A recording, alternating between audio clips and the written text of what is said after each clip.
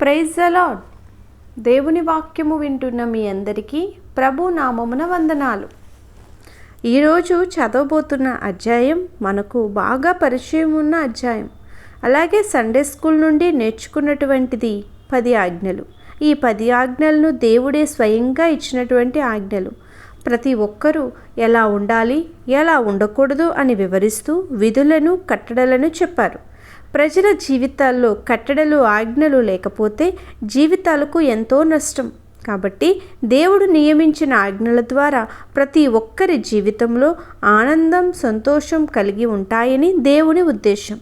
ప్రియమిత్రులారా, ఆజ్ఞలు, కట్టడలు మనకు స్వేచ్ఛ లేకుండా పోతుందే అని అనుకోకుండా ఇవి మన జీవితాలను మంచి మార్గంలో నడిపిస్తూ ఉంటుంది. అలాగే ఒక్కసారి ఈ ఆజ్ఞలను పాటిస్తే వచ్చే తృప్తి, హృదయంలో ప్రశాంతత గమనించవచ్చు. మన పితరులైన అబ్రహాము, ఇస్సాకు, యాకోబు దేవునితో నేరుగా మాట్లాడారు.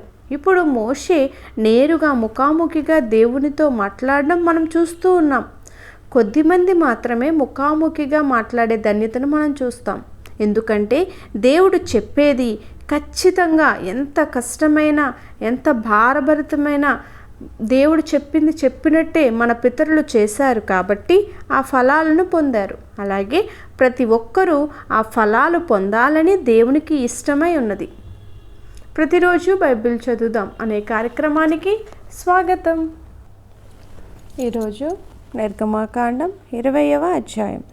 నిర్గమాకాండం 20వ అధ్యాయం చదువుకుందాం. దేవుడు ఈ ఆజ్ఞలన్నీ వివరించి చెప్పెను. నీ దేవుడైన యెహోవాను నేనే. నేను దాసుల గృహమైన ఐగుప్తు దేశములో నుండి నిన్ను వెలుపలికి రప్పించితిని. నేను తప్ప వేరొక దేవుడు నీకు ఉండకూడదు. పైన ఆకాశమందే గాని, క్రింది భూమి అందే గాని, భూమి క్రింద నేలయందే గాని ఉండు దేని రూపమునైనను విగ్రహమునైనను నీవు చేసుకొనకూడదు. వాటికి సాగిలపడకూడదు, వాటిని పూజింపకూడదు. ఏలయనగా నీ దేవుడైన యెహోవానగు నేను రోషము గల దేవుడను. నన్ను ద్వేషించు వారి విషయములో 3-4 తరముల వరకు తండ్రుల దోషమును కుమారుల మీదికి రప్పించుచు, నన్ను ప్రేమించి నా ఆజ్ఞలు గైకొను వారిని 1000 తరముల వరకు కరుణించువాడనై ఉన్నాను. నీ దేవుడైన యెహోవా నామమును వ్యర్థముగా నుచ్చరింపకూడదు.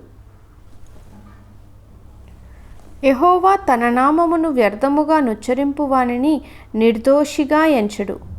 విశ్రాంతి దినమును పరిశుద్ధముగా ఆచరించుటకు జ్ఞాపకముంచుకొనుము. 6 దినములు నీవు కష్టపడి నీ పని అంతయు చేయవలను. 7వ దినమున నీ దేవుడైన యెహోవాకు విశ్రాంతి దినము. దానిలో నీవైనను, నీ కుమారుడైనను, నీ కుమార్తె అయినను, నీ దాసుడైనను, నీ దాసి అయినను, నీ పశువైనను, నీ ఇండ్లలోనున్న పరదేశి అయినను ఏ పనియు చేయకూడదు.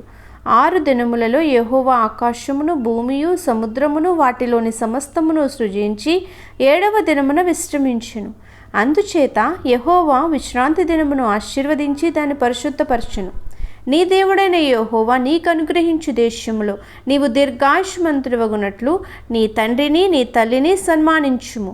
నరహత్య చేయకూడదు, వ్యభిచరింపకూడదు, దొంగిలకూడదు, నీ పొరుగువాని మీద అబద్ధ సాక్ష్యము పలకకూడదు, నీ పొరుగువాని ఇల్లు ఆశింపకూడదు, నీ పొరుగువాని భార్యనైనను, అతని దాసునైనను, అతని దాసినైనను, అతని ఎద్దునైనను, అతని గాడిదనైనను, నీ పొరుగువానిదగు దేనినైనను ఆశింపకూడదు అని చెప్పాను.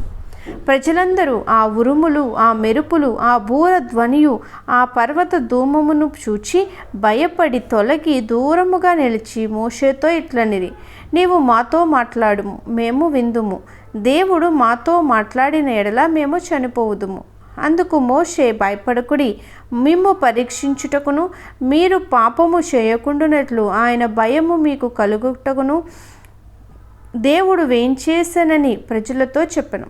ప్రజలు దూరముగా నిలిచిరి. మోషే దేవుడున్న ఆ గాఢాంధకారమునకు సమీపింపగా యెహోవా మోషేతో ఇట్లనెను, ఇశ్రాయేలీలతో ఇలాగు చెప్పుము, నేను ఆకాశం నుండి మీతో మాట్లాడుతునని మీరు గ్రహించితిరి. మీరు నన్ను కొలుచుచు వెండి దేవతలనైనను, బంగారు దేవతలనైనను చేసుకొనకూడదు. మంటి బలిపీఠమును నా కొరకు చేసి దాని మీద నీ దహన బలులను, సమాధాన బలులను, నీ గొర్రెలను, నీ ఎద్దులను అర్పింపవలెను. నేను నా నామమును జ్ఞాపకార్థముగా నుంచు ప్రతి స్థలములోనూ నీ యొద్దకు వచ్చి నిన్ను ఆశీర్వదించుదను. నీవు నాకు రాళ్లతో బలిపీఠమును చేయునప్పుడు మలచిన రాళ్లతో దాన్ని కట్టకూడదు. దానికి నీ పనిముట్టు తెగలనిచ్చిన ఎడల అది అపవిత్రమగును. మరియు నా బలిపీఠము మీద నీ దిగంబరత్వము కనబడకయుండునట్లు మెట్ల మీదుగా దానిని ఎక్కకూడదు. దేవుడి వాక్యమును దీవించి మన వినికిడిలో ఆశీర్వదించునుగాక. ప్రతిరోజు ఇలా దేవుని వాక్యమును వినడానికి ప్రతిరోజు బైబిల్ చదువుదాం అనే కార్యక్రమాన్ని లైక్ చేయండి, షేర్ చేయండి, సబ్స్క్రైబ్ చేయండి. దేవుడు మిమ్మును దీవించి ఆశీర్వదించునుగాక.